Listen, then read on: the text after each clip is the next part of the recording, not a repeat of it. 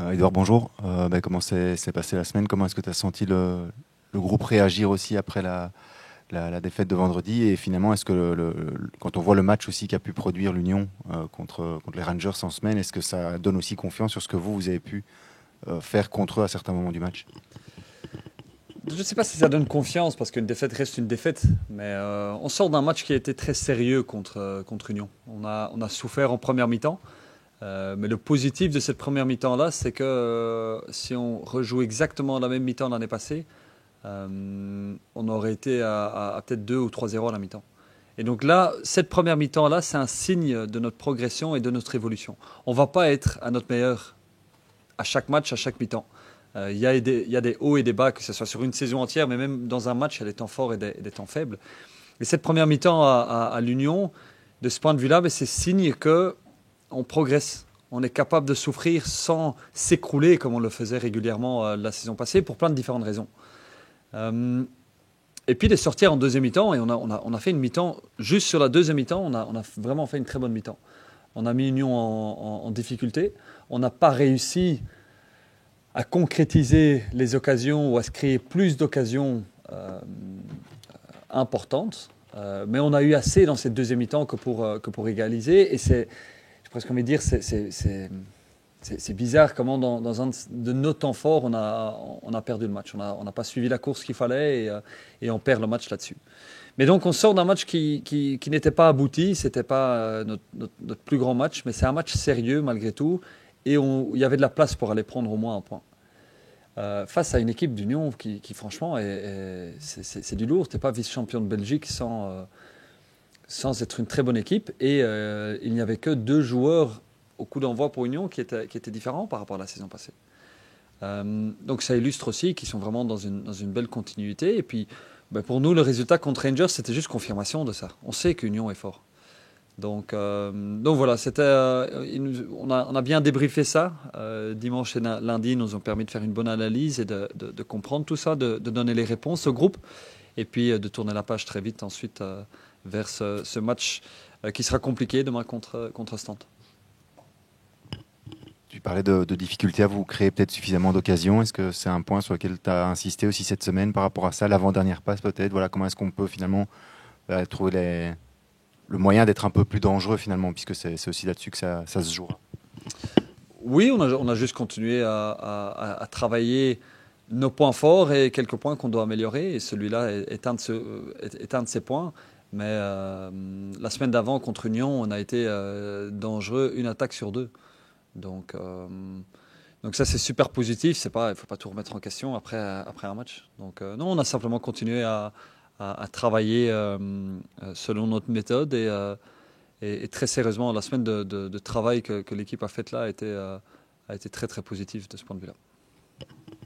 Tu parlais d'un match compliqué demain. On voit une équipe d'Ostende qui est peut-être un peu plus solide défensivement qu'elle a pu l'être avant, de la jeunesse dans le secteur offensif. Quel genre de match t'attends demain justement?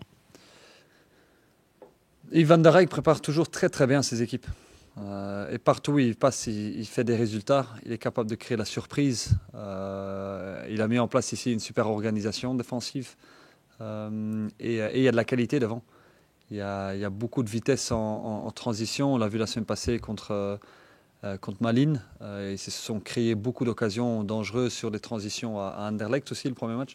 Donc on sait que nous, on doit être à notre meilleur pour se créer des occasions grâce à notre foot. Et on va devoir être très très bon sur les transitions. Si on domine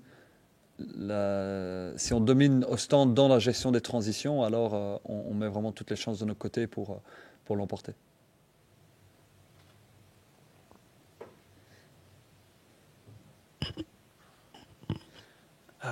Tu as revu les images contre l'Union. Qu'est-ce que tu as pensé de la montée de Ben Boili? Intéressante pour une première. Le premier appel qu'il fait en profondeur sur la récupération de Morioka est signe de ce dont il est capable. Il est capable d'aller dans les deux directions. Il est capable de prendre la profondeur et d'être dangereux derrière la défense adverse. Il est capable de décrocher aussi. Il a manqué un petit peu de justesse technique, mais qui va venir. Ça, c'est un des éléments sur lesquels il aura besoin d'un petit temps d'adaptation parce que tout va plus vite ici. Et puis quand il y a des duels, les duels sont beaucoup plus puissants que ce qu'il a connu jusque-là. Donc il faudra une petite phase d'adaptation, mais la connexion qu'il a montrée envers ses partenaires est super intéressante déjà. Et puis l'intensité qu'il a montrée aussi dans le rectangle adverse est aussi super intéressante. Il a mis en difficulté Burgess, qui est un des meilleurs défenseurs du championnat. Il l'a bousculé, il a mis en difficulté sur les 2 centres d'Mbenza où il arrive devant le défenseur mais juste en retard sur le ballon. Donc prometteur pour la suite. Est-ce qu'il y a une qualité particulière qui te plaît dans son profil? Il marque des buts.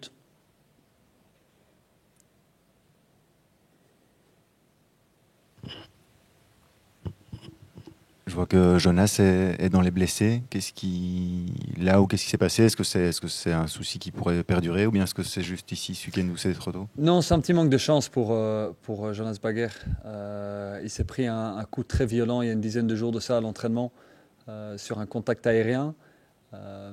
Il doit subir une petite intervention au niveau des dents.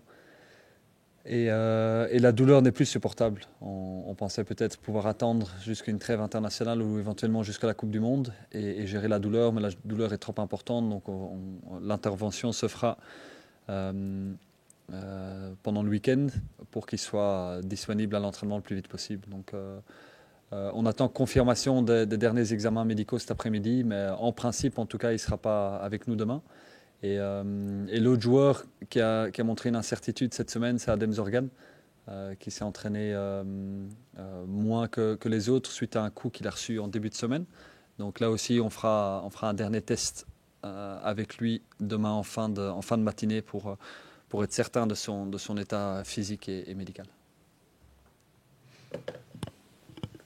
Vous allez retrouver le public demain, qui n'était pas très très nombreux il y a 15 jours. Quel genre d'accueil tu attends et voilà, quel message tu as peut-être aussi envie de leur faire passer quand on voit que en fin de play-off la saison dernière, tout était de nouveau très positif, etc.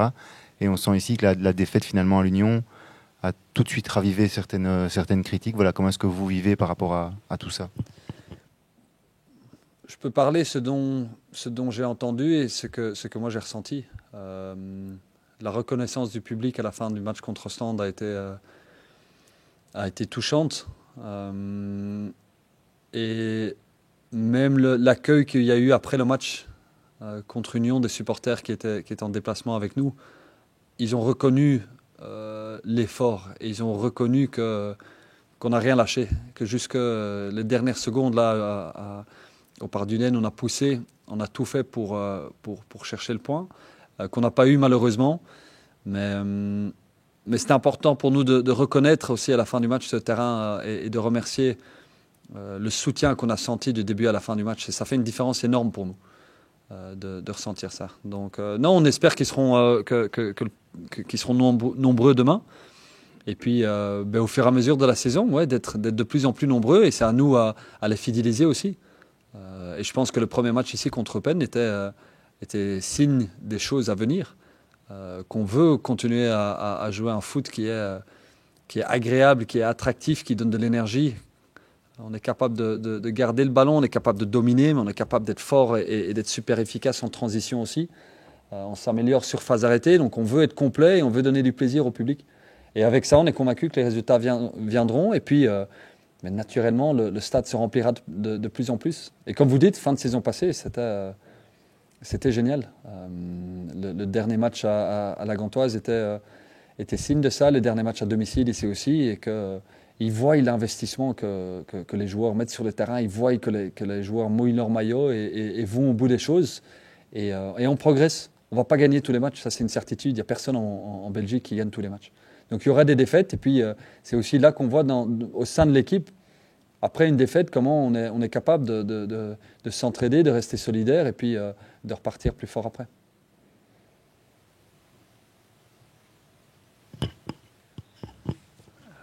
Quel rôle aura Entelo, qui a signé ici normalement avec le U23? Est-ce que tu l'intègres aussi avec ton groupe? Qu'est-ce que tu comptes en... Michel Entelo est un transfert dont on est très content, qui intègre l'équipe U23 et qui va jouer un rôle très important pour eux. Et le but de cette équipe U23, c'est de former les joueurs pour les préparer au mieux pour le noyau pro, leur donner la meilleure chance possible de devenir pro à part entière et de jouer un rôle important dans le noyau pro. Mais c'est aussi de faire des résultats. Et donc Entelo a été signé pour faire des résultats. Dans un premier temps avec les U23 et en fonction des performances, que ce soit lui, mais que ce soit tous les autres dans ce noyau, on verra par la suite s'ils sont capables de reproduire ça alors avec les pros.